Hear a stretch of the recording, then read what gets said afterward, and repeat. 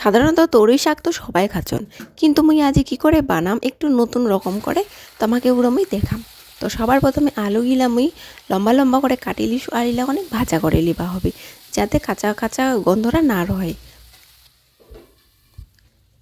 তারপরে ভাজা হয়ে গেছে আর ইতিমধ্যে দিয়া দিনে হচ্ছে মরচি আর উসুনি গিলা একটু ভাজিলিম। তারপরে দিয়া দিম ডাইল গিলা ভিজা রাখিয়া, তারপর এটি দিয়া দিম হচ্ছে তরই গিলা নুন হলদি দিয়া অনেক ভাজিম, ভাজিয়া ঢাকা দিয়ে দিম জলখান বার হওয়া পর্যন্ত।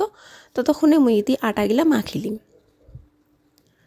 তারপরে জলখান একটু কমাইছে এটি দিয়া দিম হচ্ছে আলু গিলা, যেগুলা মুই ভাজিয়া রাখিছু ওই আলু গিলা দিয়া দিম আর অনেক ভালো করে ভাজিম। ভাজার পরে আরও ঢাকা দিয়ে দিম যতক্ষণে সিদ্ধ হবে। তারপর তো ইতি মুই রুটি গিলা বেলিলিম, বেলিলে আমি একবারে ভাজিলিম।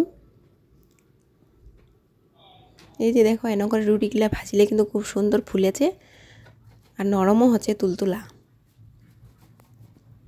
আর তি সবজি খান দেখিম যে জলখান শুকাই গিয়েছে, তারপরে আর একটু ভাজিলিম, ভাজিলে এটা গরম মশলা দিলেই হয়ে গেল।